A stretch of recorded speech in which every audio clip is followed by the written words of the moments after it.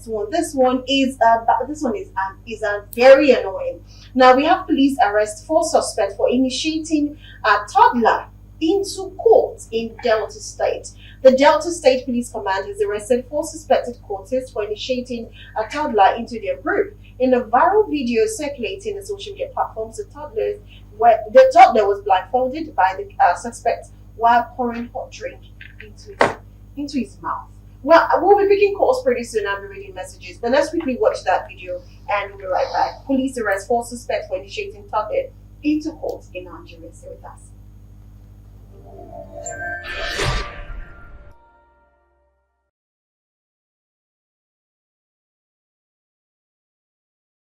About to the log with the bottle of frog. Around, man. With the bottle of frog. Oh, but that's about to the young ones are born to be grown. I don't get me.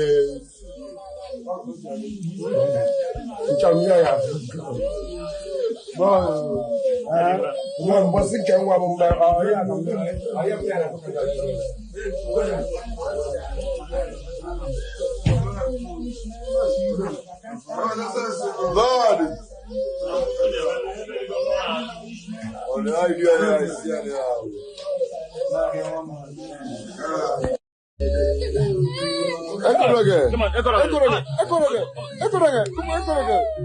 the younger ones are bound to grow. I don't make that sense. I don't make that sense. Come on, here. Come on, here. I don't make that sense.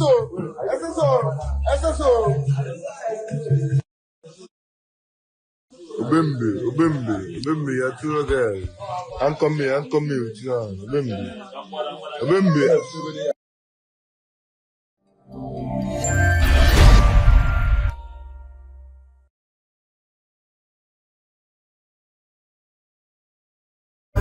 I literally am short of words. Well, we have intended parents here, and we have a parent here too, and of course we would like to talk about it. You know, the question came. Grace asked initially behind the camera that okay, you asked the parents, or was it Grace, the parents? And we're like, I'm sure the parents is part of those people initiating the child. I don't know what.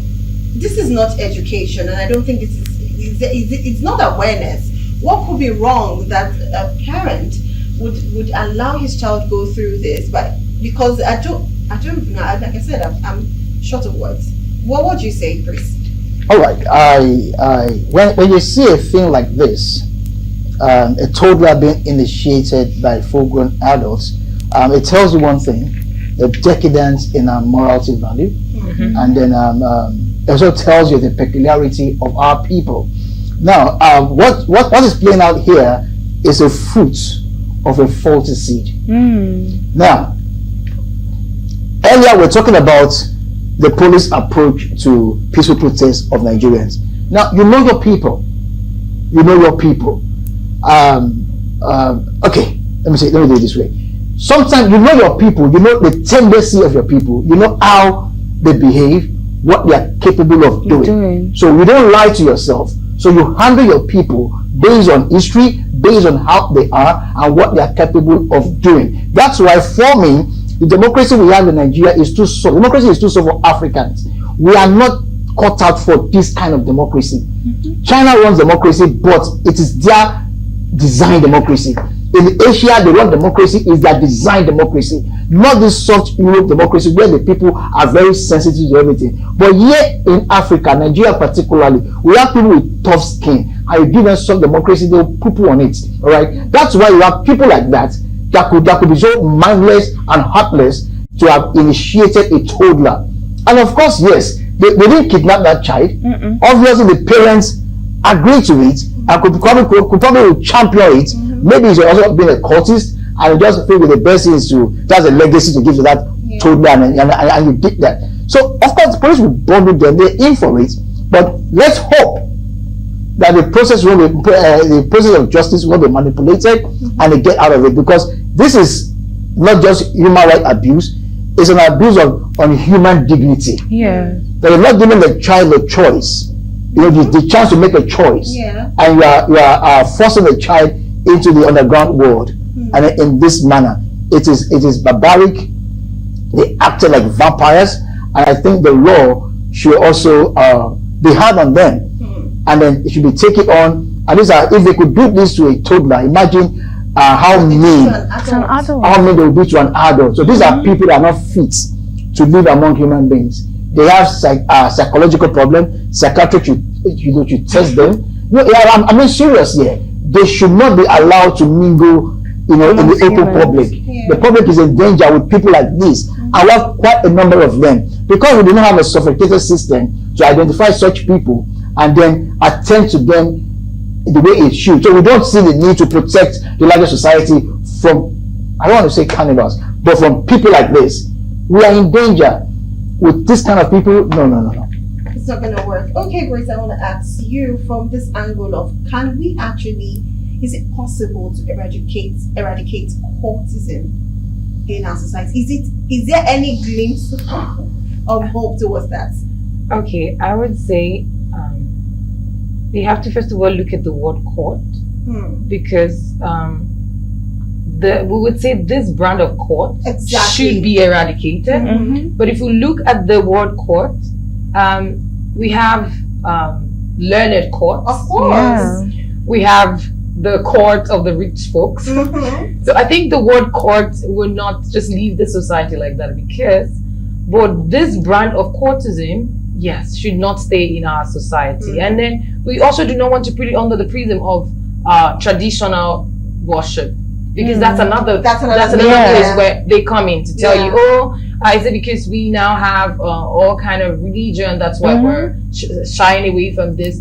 I don't think this is a brand of traditional worship. No. Yes, this is not our culture. So this brand of courtism should not be allowed in our society. And like you said, the decadence of the society it's alarming. That scene is appalling for a child. For you to have a child go through that, imagine what an adult will go through. So honestly, that's the when he now question. grows up. My He God. wants to initiate. He would not have mercy, because he was not even shown mercy. So it's like you're dehumanizing someone as a child and expect the person to grow And up degrading humanity. Yeah, it doesn't make sense. But let me ask you this, Chris. Okay, looking at this, it has been said, allegedly, that most of our leaders are like the top leaders in courts. So it's like you're trying to. It's like, that's why I said, is it possible? This brand of cultism, you hear that, do you know who our godfather is? They are this, they are that. I see they are top personnel. So invariably, it's like saying it might never be eradicated. So what do we do? All right, to start with, cultism, as we know, is the corruption of humanity. Now, they will tell you they do that to protect, themselves, for protection and all of that. But the nitty-gritty of it is an aberration. It's soullessness. Yeah. And then, unfortunately, the reality is that most of the people at the top there, because they also talk about the economic gain to cultism and all that, in terms of connection and all of that. In some realm, there are certain access you will not be able to gain if you don't belong. Now, that's the word they use there, if you don't belong. And then they move from school to the economic space and all of that, and it goes on like that. Some are even known to the public, and then I don't want to mention names, name of the cults, but all of that. But to eradicate it, we can't get to that. We can't get to that because evil persists in the world, and then evil is not ready to live yet, until the second coming of Christ. All right, but for now, evil is saying to us, we die here.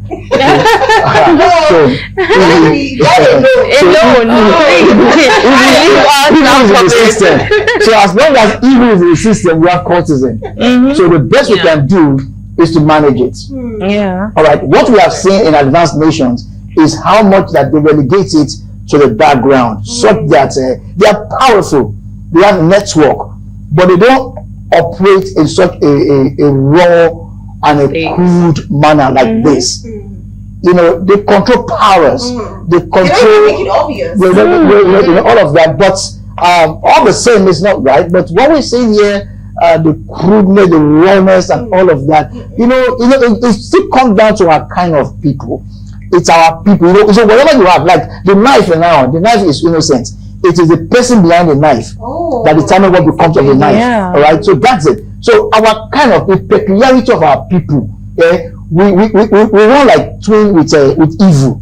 So when we grab something like the element of evil, we just pour ourselves into it, and it becomes toxic, horrible, and then what we see here. So to eradicate cultism, that is not going to happen. Yeah. Right? But the best we can do is to manage it, and then protect as many we can protect, and then but we can't just let this fly in the society. But the irony is that ultimately the people that are supposed to sanction them also belong to one cult or the other. So that makes it very difficult. Very difficult. Well, anyways, you can call in, you can send your messages. We'll be picking calls from now. Okay, we have a call. Let's see this one. Hello, good afternoon. Hello. Good afternoon. That sounds like a child. So I can't pick that one. Well, anyways, I would like to say this, that like Grace and Chris said, Grace and Chris said, it's something that we need to find a way to do. But Chris, me, I will not agree. He does not come here to stay. I mean, we die here. What was that word you used? I have everybody like No way. It's just social media language. Yeah, I know. When something is persistent, it's saying, I'm not living. If that is true, let's do Mario. And in Mario we say, Ibu and Akusi. Is he saying the same thing? The same. You're just changing the language. But unfortunately, that's the truth. We have to confront the truth and then see what it is. Yeah. So it just simply means that we all have to try to build the right values or morals in the society, because if we keep pushing this, in the near future we have nothing called moral and nothing called value again in the society. So it is all wrong. Let's just do right. Let's pick this call before Gratitude takes the next topic. Hello, good afternoon. Hello, good afternoon. My name is Olajumoke from the Olajumoke from Dokwemo. Please go ahead. Yes, ma'am. Okay, so I just wanted to know, I want that man to clarify how long is a case in court supposed to last for? Because for me, I think it's taking too long, and this is the reason for this protest. Then secondly, I actually wanted to share about yesterday's story, a girl that was molested or something that was talked about yesterday. Okay. And the guest talked about a program coming up for our young girls. I think we focus more on girls alone in the society. Let's begin to look into bringing up these boys too. From that tender age, let's begin to involve them in all these learning skills and all those things. And I think it will help us. Yeah, thank you so much. You're doing great. Thank you. Thank you, Olajumoke. Thank you so very much. Yes, we'll be focusing on girls. It's so sad that we only have women's corner. Yeah, there should be men's corner or something. But anyways, in response to what she said, how long should a case last in court? All right, fine. Nnamdi was charged with terrorism and then treason. All right, so the federal government prosecuting him, I've closed the prosecution. Now, what is now left for his lawyers is to open his defense. But they kept running around no case submission. They've been the one prolonging this because they've been pushing no case, and the court, they've been going from one court ruling to another, trying to project no case submission. But the court kept saying, go defend yourself. So lastly, now the court again said, open defense. So it is the counsel of Nnamdi Kanu that has not done the right thing by opening defense for Nnamdi Kanu, because they do not want the trial to go on.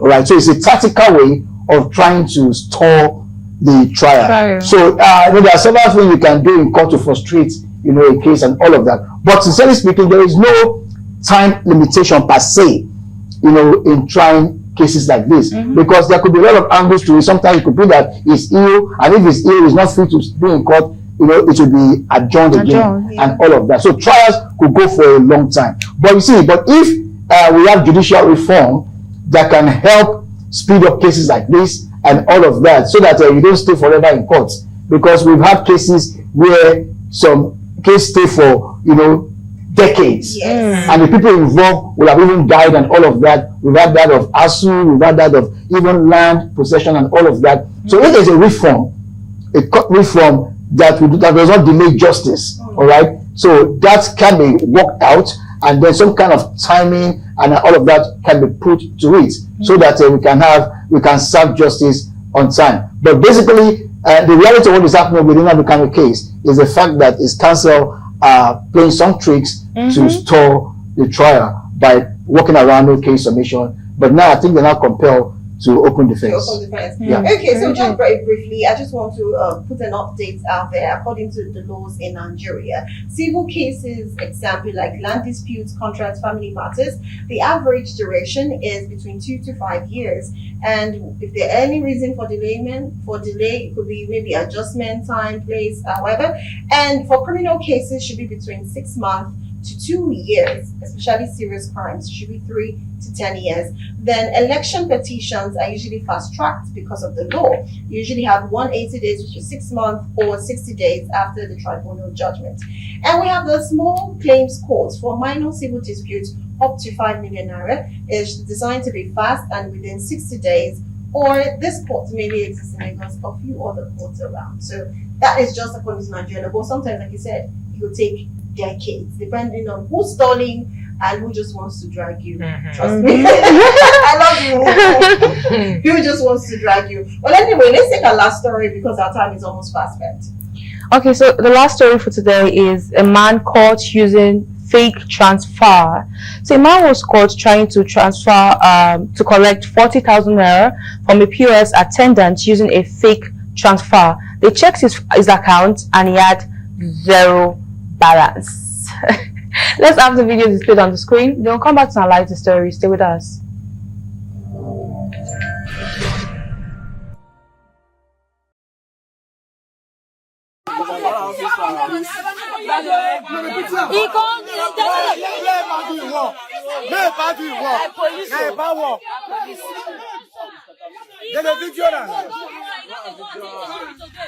If I do work, no, let officer do work. Na police, na this man, na officer, may do work. Do work. You don't know person. Put yourself first. Put your trouser. You don't say where they go. Not be today. He come there, come over. So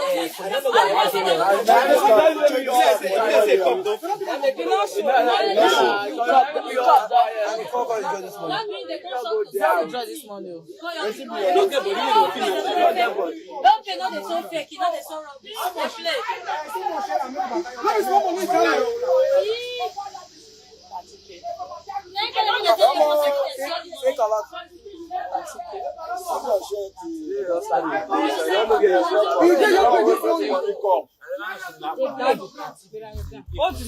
Hold the money. Open now, open the money. How much is there? 40,000. How much is Mommy, 40,000. 40,000. 40,000 when you don't work, now you want some. Use the phone, then scatter your mask for a wear. Beat on wear. 40,000 when you don't work, now you want some.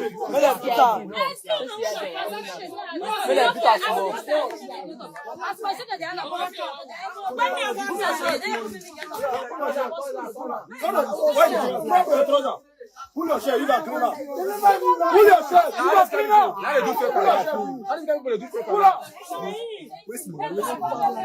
Pull your shirt. I will enjoy you.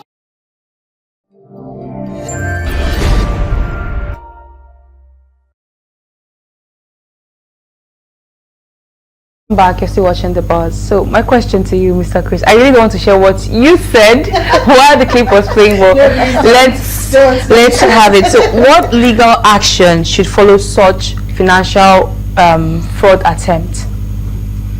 Maximum. I'm sorry if I'm sounding primitive, but because when people have the mind to do things like this, not minding the kind of trouble that we're creating for the victim. Yeah. I mean, it's mindless. So there should be harsh consequence to such fraudulent acts. So you are caught, you should face the music. Now, and the public should be careful because there's an app that aid such fake transfer. Now there's an app if they're going through a particular bank now, they have an app that will make it look so real.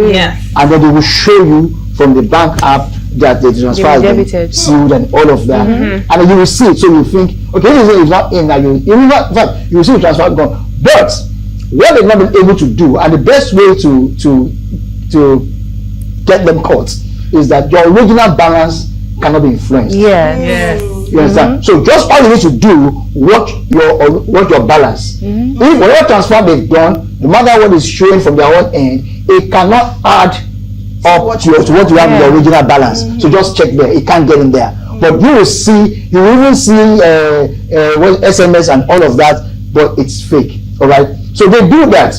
And even the POS guys, you give them, there are some that are behind the counter, you give them your POS, and then they are trying to do all of that. They just snap it. They snap it. So what you do is, if you are using POS, you give them POS, you are seeing what they are doing. You stay on them. Don't blink.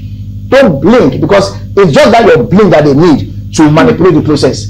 So don't blink. Stay on them and then watch what they're doing. Make sure you are seeing how you're punching it, whatever, and then just, because if not, they could just snap it and then your card is compromised. So for such people, once they are caught in this act, as deterrents to others, they should face severe punishment. Because one of the reasons why we have such people multiplying is because there's not been enough punishment for bad behavior. And in as much as not enough punishment for bad behavior, the crime will be trending. Because the truth is this: we all suffer the pinch of economic hardship, but some of us don't go the crime lane because it's not the right thing to do. All right. So everybody's got option. So you are not boxed to it. It's a choice you have made to be fraudulent. So if you are caught in the act, you should be served the punishment that will want to not want to do it again. All right. But what I said behind camera cannot be said. It cannot be said. But at least, but at least the law should be harsh enough to deal with fraudulent characters, so that I'm sorry, let me just add this to you. There's a nation, right, that their prisons door are open.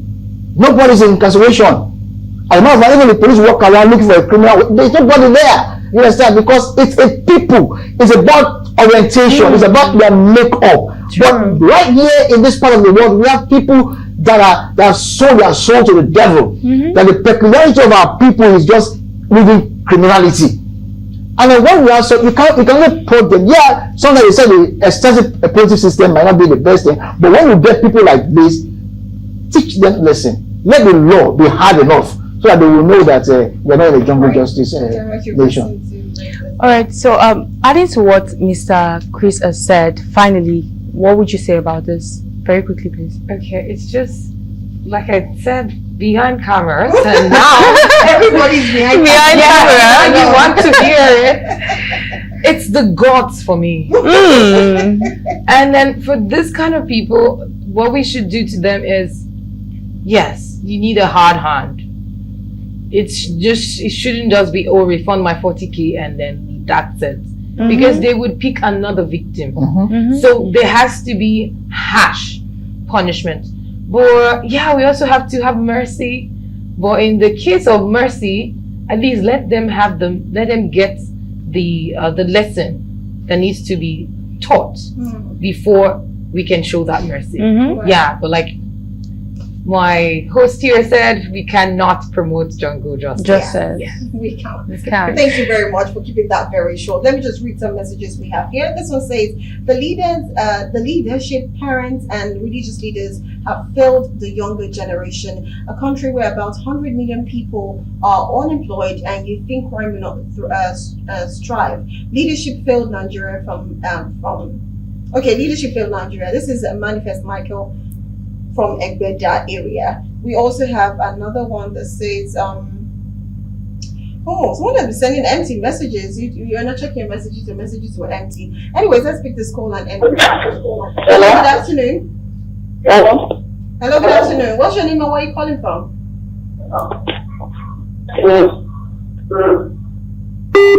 All right. Yes, I think we have to wrap up now. Welcome to the end of the program. No jungle justice, please.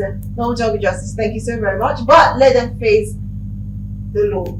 Let the law take its course. Let me use that one. I'd like to say thank you very much first to Chris for being on the program.